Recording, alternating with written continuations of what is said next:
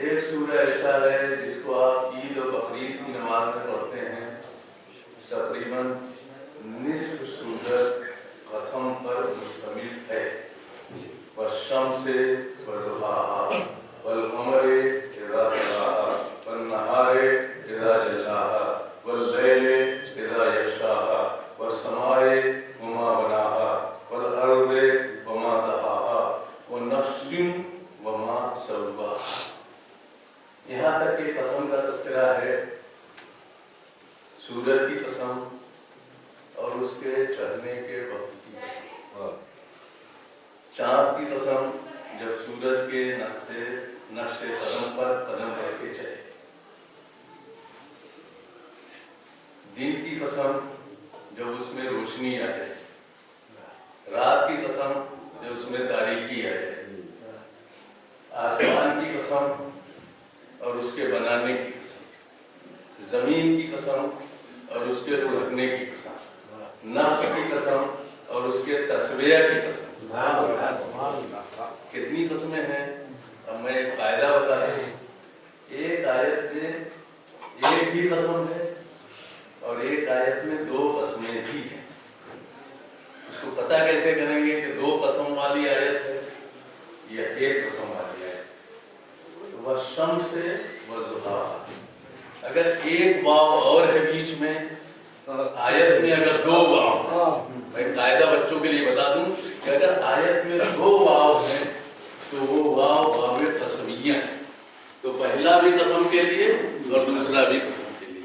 جیسے والشمس وضحاها، سورج کی قسم اور اس کے چڑھنے کی وقت کی قسم، ایک آیت میں دو قسم۔ والقمر اذا تلاها، اس میں نہیں ہے واو، ایک ہی ہے۔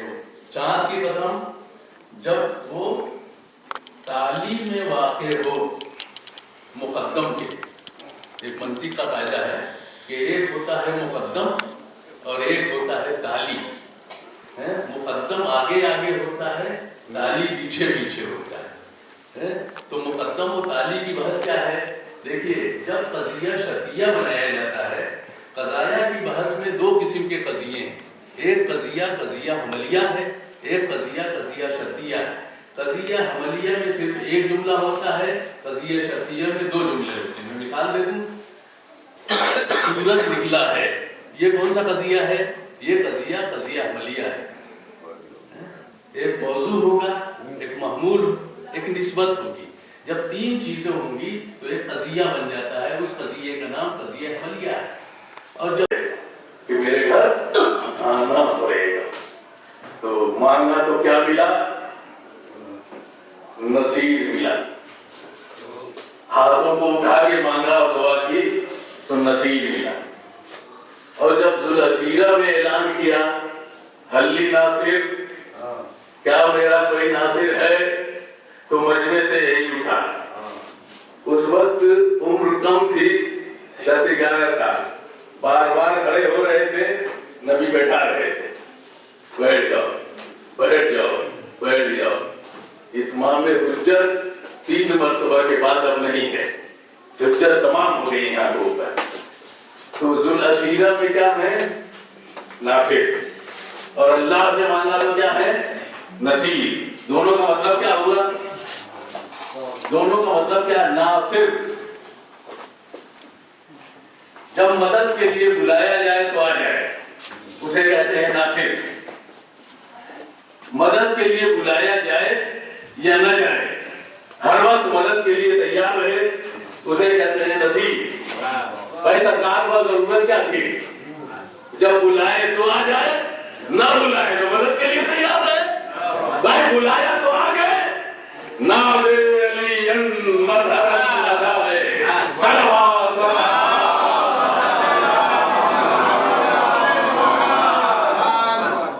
دنیا یہاں کے اوپر ایک جملہ کہتی ہے کہ دیر سے آئے، کیا کہتے ہیں؟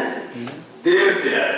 اس لیے نبی کو جب پڑھنا پڑا یا علی ہو یا علی ہو یا علی، جب یا علی کہا تھا ایک ہی مرتبہ آ گئے ہوتے، ایک مرتبہ میں کیوں نہیں آئے؟ پھر دوسری مرتبہ نبی کو پڑھنا پڑا، پھر تیسری مرتبہ نبی کو پڑھنا پڑا، تب آئے۔ کیا جو وسائل تھے وہ کار فرما نہیں تھے؟ کہ نبی کا بھائی سن نہیں پایا نبی کی آواز، اس لیے نبی کو پھر کرنا پڑا، پھر دوسری مرتبہ نہیں سن پائے، پھر نبی کو ارشاد کروانا پڑا، جب تیسری مرتبہ کہا تو سنا نہیں صاحب، یہاں تو اوپر کوئی ایسی چیز نہیں ہے جو راستے میں رکی ہوئی ہو، اس لیے کہ اس کا رب دلوں سے ہوا کرتا ہے، ان کے دل کا راز ان کو معلوم، ان کے دل کی بات انہیں معلوم، تو تاخیر کیوں کی؟ جملہ سنیے گا، معصوم جب تاخیر کرتا ہے تو عبادت میں اضافے کے لیے، معصوم جب تاخیر کرتا ہے تو عبادت و ثواب میں اضافے کے لیے، ایک مرتبہ نبی کے فعل کو سنت کہتے ہیں، 3 مرتبہ نبی کے قول و فعل کو سنت مؤکدہ کہتے ہیں۔ لہذا علی نے انتظار اس لیے کیا تاکہ نبی کا فعل صرف سنت نہ رہ جائے، سنت مؤکدہ میں تبدیل ہو جائے، چاہے بچپنا ہو یا جوانی، جب یہ آتے ہیں عمل خیر میں تو ثواب میں اضافے کے لیے آیا کرتے ہیں، تو علی نے نبی کو انتظار کروایا تاکہ نبی کا عمل 3 مرتبہ میں تبدیل ہو جائے، ایک مرتبہ اور فرمائیے، ایک مرتبہ اور فرمائیے، ایک مرتبہ اور فرمائیے، تاکہ سنت نہ رہ جائے، سنت مؤکدہ میں تبدیل ہو جائے۔ اس لیے یاد رکھیے گا، بچپنا، جوانی، بڑھاپا معصوم کا ایک جیسا ہوتا ہے، جیسا بچپنا ویسی جوانی ویسے ہی بڑھاپا ہوتا ہے۔ تمہارے گھر کے بچے اور ہوتے ہیں، جوان ہوتے ہیں اور ہوتے ہیں، بوڑھے ہوتے ہیں اور ہوتے ہیں۔ اس وقت کے گھر کا بچہ جیسا بچہ ہے ویسے ہی جوان ہے، ویسے ہی بوڑھا ہے۔ یہ حسین پشت نبی کو اوپر جو آئے تھے، نبی کی عبادت میں اضافے کے لیے آئے تھے۔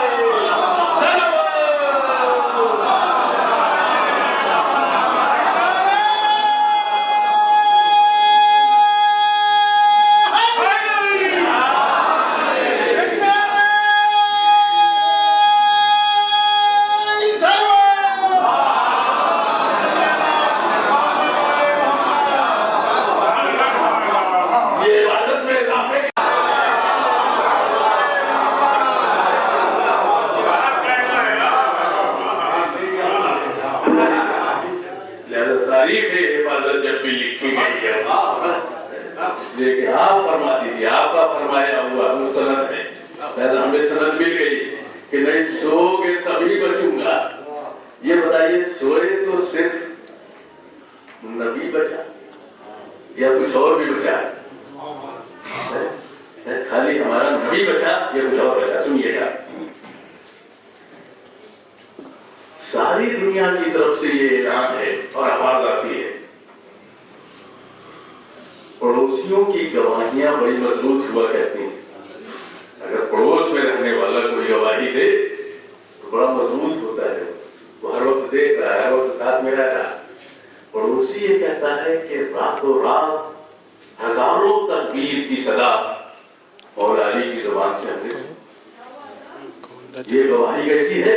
سرکار امیر المومنین کے لیے راتوں رات جو تکبیر کی صدائیں سن رہا ہے اسے پڑوسی کہتے ہیں، اور دل کہتا ہے کہ یہودی کا باپ گواہی دے رہا ہے یہاں ہے، میشم کی دکان گواہی دے رہی ہے یہاں ہے، مسجدیں گواہی دے رہی ہیں یہاں، یتیم و غریب گواہی دے رہے ہیں یہاں کے اوپر ہے، تو سوئے کب؟ پڑوسی کہتا ہے رات میں جگے، یہ لوگ کہتے ہیں دن میں جگے، تو سوئے کب؟ میں یہ نہیں کہتا کہ سوئے نہیں، لیکن دنیا کو یہی معلوم ہے کہ جگ رہے ہیں۔ لہذا ایک رات ایسی آنی ضروری تھی تاکہ ساری دنیا کو پتہ چل جائے کہ آج علی سو رہے، ساری دنیا کو پتہ چل جائے کہ آج مولا علی سو رہے ہیں، ابھی تک کسی کو پتہ نہیں تھا۔ لہذا ایک رات کا ایسی آنا ضروری تھا کہ جس سے سب لوگوں کو پتہ چل جائے کہ آپ سو رہے ہیں۔ تو پڑوسی بھی کہیں گے بھائی آپ تو سو رہے تھے، ہر ایک گواہی دے کہ آپ تو سو رہے تھے۔ لہذا ایک رات ایسی کیوں آنی ضروری تھی؟ ضروری اس لیے تھا کہ قرآن پڑھنے والا نصیری جب قرآن پڑھ کے تمہیں بتائے کہ لا تأخذہ سنۃ ولا نوم کا مطلب بتاؤ، کہ خدا اسے کہتے ہیں جسے نہ اونگ آتی ہے نہ نیند آتی ہے، خدا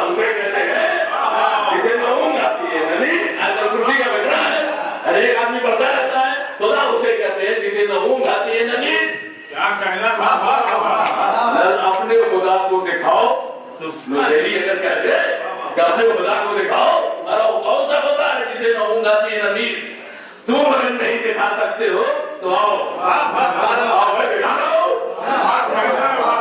اگر تم نہیں دکھا سکتے تو آؤ میں دکھاتا ہوں۔ یہ وہ ہے جو رات میں بھی جگ رہا ہے، یہ وہ ہے جو دن میں بھی جگ رہا ہے، اسے نہ اونگ آتی ہے نہ نیند۔ لہذا ایک رات ایسی آنی ضروری تھی تاکہ نوشیریوں کی دلیل باطل ہو جائے،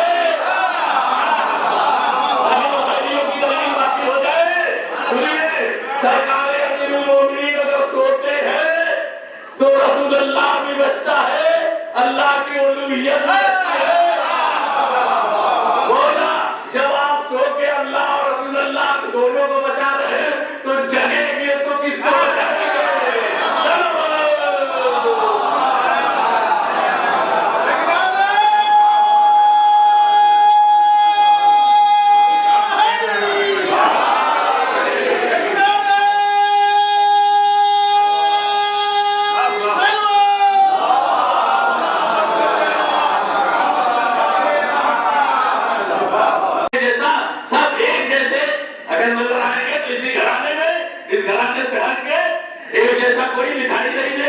تو انداز سمجھ آ گیا کہ کیسے تھے سب کے سب ایک جیسے دکھائی دیے، وہ ایک سے لے کے آخر تک ہے۔ اسی لیے جب ایک مسئلہ پیدا ہوا کہ چچا سامنے آئے کہ سرکار مولا علی کی خدمت میں یہ حق میرا ہے، وہ چچا ہے، وہ کہنے میرا حق ہے۔ اس لیے کہ بہت سے مراحل کے اوپر جا کر آنا ہوا ہے تو وضاحت کے لیے، تاکہ انتشار و افتراق ختم ہو جائے۔ گرو بندی پیدا ہو رہی تھی، اس کو ختم کرنے کے لیے آنا ضروری ہے۔ تو جیسے ہی مولا علی کی خدمت میں آئے جناب عباس تو فرماتے ہیں کہ دیکھیے یہ ہے لباس رسول، آپ پہن لیجیے اس کو، اگر آپ کے بدن پر صحیح طریقے سے آ گیا تو یہ آپ کا حق ہے۔ اور یہ سواری رسول اللہ کی، اگر آپ کو سواری مل جائے تو یہ آپ کا ہے۔ بڑی کوشش کی نبی کا لباس پہن نہ سکے، بڑی کوشش کی سواری مل نہ سکی، تو فرماتے ہیں آئیے دیکھیے لباس نبی خود پہنا، ایسا معلوم ہو رہا تھا جیسے آپ ہی کے لیے سلا گیا۔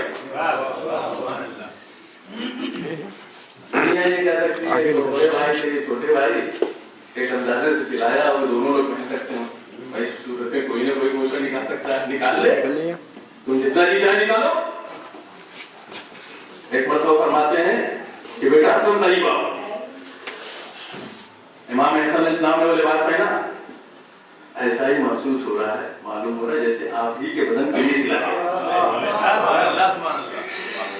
اس کے بعد قاسم کے بعد آقا حسین کو بلایا، بیٹا حسین تم قریب آؤ، مولا حسین تشریف لائے، وہ لباس آپ کو پہنایا۔ اب تو قد الگ ہو گیا، مولا علی کے قد بلند، امام حسن کا قد چھوٹا سے چھوٹا ان کا، اب تو تمہیں معلوم ہو گیا کہ اس بدن کے اوپر آیا یہ لباس عصمت ہے، یہ لباس عصمت ہے، اس میں قد و قامت کی قید ختم ہو جایا کرتی ہے، بدن عصمت ملنا چاہیے منطبق دکھائی کے ساتھ۔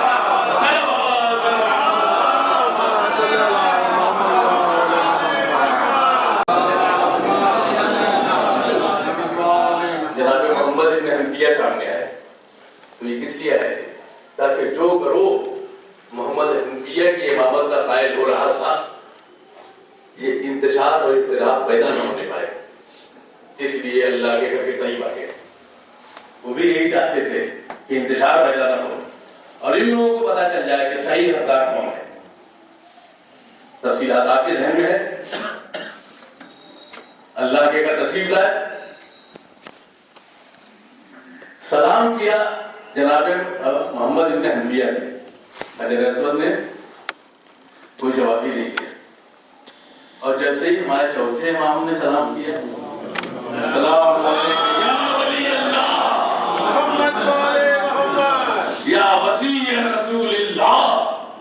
اللہ کے رسول کے وصی بھی ہے، اللہ کے ولی بھی ہیں آپ؟ جواب ملا یہ نہیں ملا؟ یہ ہے پتھر جسے حجر اسود کہتے ہیں، ادھر کا آیا ہوا ہے، بہت شعور رکھتا ہے، ادھر کا آیا ہوا اگر ہے تو باشعور ہوتا ہے۔ اللہ اگر ادھر سے بنا کے بیچتا ہے تو اس میں شعور ہوتا ہے کہ امام کون ہے، امام کون نہیں ہے، گناہگار کون ہے، گناہگار کون نہیں ہے۔ بھائی دونوں لفظ میں نے تاریخ کے اعتبار سے کہی، آج تو بتا دیا پتھر نے کہ امام وقت کون ہے۔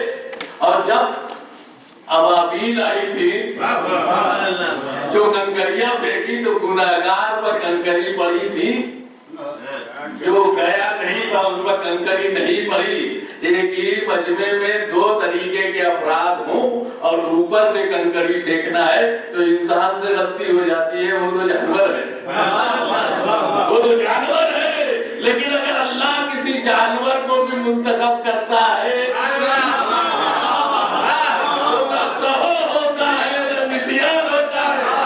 تو جب کسی انسان کامل کو منتخب کرے گا تو ہزیان کیسے ہوگا؟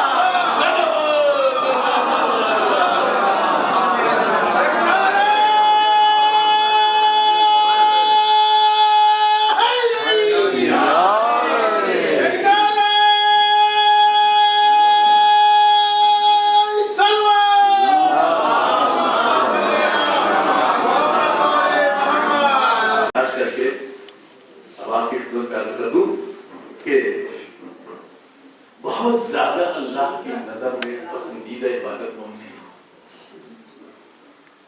اور بہت بڑی عبادت کون سی؟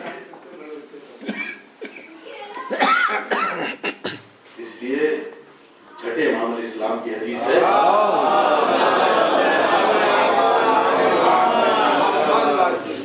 من بقا علی الحسین او ابقا او تباقا وجبت لہ الجنہ، جو روئے، رولائے یا رونے کی صورت بنائے اس پر جنت واجب ہے۔ عبادتوں میں جو سب سے بڑی عبادت ہے اسے گریہ کہتے ہیں، عبادتوں میں جو سب سے بڑی عبادت ہے اس عبادت کا نام ہے گریہ، اس لیے صرف گریہ کو جنت ملے گا۔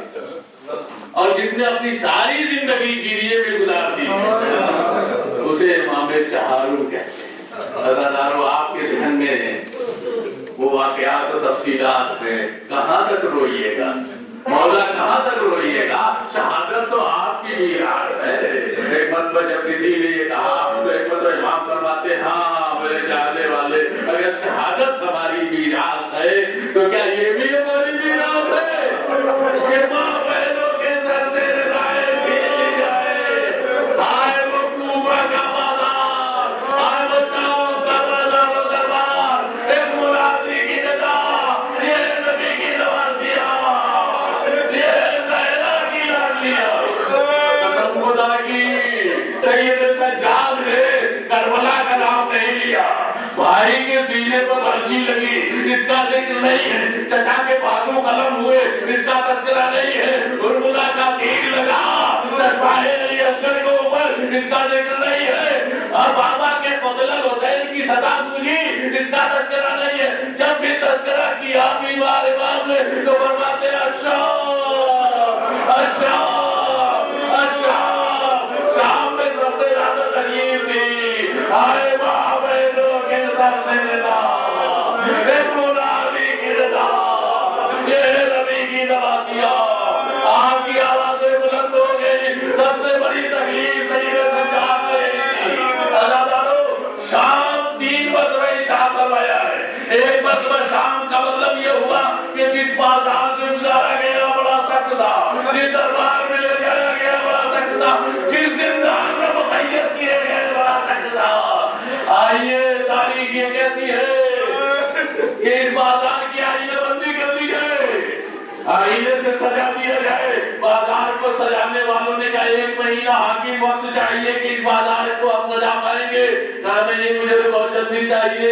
پھر انہوں نے کہا ہمیں 15 دن کا موقع دیا جائے تاکہ اس بازار کو سجا لیں۔ حاکم یہ کہتا ہے اور جلدی کرو، ہمیں تو 1 دن میں یہ بازار سج کے ملنا چاہیے۔ تو ان سجانے والوں نے کہا حاکم 3 ही नहीं सकता। अगर हम सजाने वाले मजदूर कितने ही लगते, लेकिन इससे कम वक्त नहीं लग सकता। लेकिन 3 दिन तो हमें चाहिए ही। अज़ादारों, 3 दिन अगर बाजार सजाने में लगे तो ज़हरा की बेटियां कैसे खड़ी थी? आए अली की बेटियां हाथ पसे गर्दन से बंधे हुए थे, इसीलिए एक जगह बाबूसा घंटों खड़ी रही नबी की नवाज़ और हाथ पसे गर्दन से बंधे हो। देखिए तकलीफ क्या है। अगर सामने से बंधे हो तो तकलीफ ज्यादा नहीं है, लेकिन अगर पीछे हाथ हो, कितनी देर तक हम अपने हाथ पीछे रख सकते हैं? जितने आप तसव्वुर कर ले कितना बड़ा जुल्म हुआ खानवादे रिसालत के ऊपर। बाजार सज गया 3 दिन में, अहले हरम बाजार से गुजरे आज़ादारों, ताकि दुनिया को ये ज़हमत किसी को न हो। चारों तरफ से आईने बंदी हो, मुहद्दरात इस्मत और तहारत की जिद से इस बाजार से गुजरी होगी। और जब ज़हरा की लाठी बाजार से गुजर चुकी तो काफिले को रोक दिया गया। कब क्यों रोका गया? पता चला अभी दरबार की आराइश बाकी है। जब दरबार को सजा लिया जाएगा, नंगे सर नंगे पांव दरबार में जाना होगा। इस मर्दवाली की बेटी आगे बढ़ी, और रुकैया करीब आ जाओ, और लैला करीब आ जाओ, और उम्मे फरवा करीब आ जाओ। इस मर्द ज़ैनब ने हाथों को उठाया, जैसे ही हाथ उठे सारे मजदूर करबला पर नजर पड़ गई। ज़ैनब सब कुछ भूल गई, भैया की तरफ मुतवज्जह, भैया क्या अली अकबर याद आ गए? क्या बांस के कटे हुए बाजू याद आ गए? क्या सतमाए का गला याद आ गया? आवाज नहीं बनी, इसी तरह बड़े दरबार में चली गई। अल्लाहु अकबर। जो हाथ उठाता वो वापस चला आया। 7 दरों को अबूर करके जाना था, हर दर पर 700 फौजी मौजूद थे। अल्लाहु अकबर। कैसे आले हरम इस 7 दरों से अबूर करके आगे बढ़े होंगे? तारीख ये कहती है जब 6 दरों को अबूर कर चुके, ज़ैनब 7वें दर के पहले बैठ गई। एक मर्दों बीमार इमाम फरमाते, वो भी अम्मा आखिरी दर है, दरबार में चले। एक मर्तबा भतीजे की सूरत देखी, ये बेटा सईद सज्जाद 21वीं रमजान थी, मैं पापा के पास बैठी हुई थी। एक मर्तबा पापा ने आवाज दी, बेटी ज़ैनब अगर तुम्हारे ऊपर सख्त वक्त पड़े तो मुझे बुला लेना। ए बेटा सईद सज्जाद, मैं अपने पापा को बुलाऊंगे तो नहीं, लेकिन दरबार में जाने से पहले एक बार तो नजफ का रुख करके आवाज दे लूं। ए बाबा, आपकी बेटी दरबार में जा रही है। हाय अल्लाह, जैसे ही दरबार में पहुंचे, जालिम ने तारुफ कराना शुरू कर दिया कि लोग मेरे सामने लाके खड़ा कर दिया। एक बार तो शिवर करता है, यजीद ऐसे खिताब में कर, देखिए अली की बड़ी बेटी ज़ैनब है, ये उम्मे कुलसूम है, ये रुकैया है, ये लैला है, ये वो 4 साल की बच्ची है जिसे सकीना कहते हैं। जब तक बाबा का सीना नहीं मिलता था इसे नींद नहीं आती थी। एक मर्तबा यजीद कहता है, मैं ज़ैनब बिन्त अली से गुफ्तगू करना चाहता हूँ। जैसे ये जुमला उस घर की गलीज में सुना जिसे किस्सा कहते हैं, अपनी शहजादी के सामने आके खड़ी हो गई। किसकी मजाल है जो मेरी शहजादी से गुफ्तगू करेगा? जब तक पिज्जा मौजूद है मैं गुफ्तगू करने नहीं दूंगी। एक मर्तबा शिवर से यजीद ने कहा, ये कौन ज़ईफा है जो सामने आके खड़ी हो गई? एक मर्तबा शिवर आता है और कहता है, पिज्जा दरमियान से हट जाओ, अगर नहीं हटोगी तो ये ताजियाना तुम्हें हटा के रहेगा। जैसे ही हवा में ताजियाने को लहराया, एक मर्तबा हफ्सी गुलामों की तरफ नजर की, जिस कौम कबीले के लोग हुआ करते हैं उन्हें अपने कौमों कबीले पर बड़ा फख्र हुआ करता है। हबश के रहने वालों, तुम्हारे कौमों कबीले की एक खातून की बेइज्जती की जा रही है और तुम खड़े हुए देख रहे हो। एक मर्तबा हफ्सी गुलामों ने कहा, तुम कौन? कहा, हबश की रहने वाली, मेरा नाम पिज्जा है, हबश का नाम सुनना था। हफ्सी गुलामों ने तलवारें निकाल ली। शिवर को रोक दे, वरना इस दरबार में खून की नदियां बह जाएंगी। ये मंजर ज़ैनब ने देखा, लगा कर किया। ए बाबा, एक خرید لے غلام آپ کی بیٹی کا بچانے والا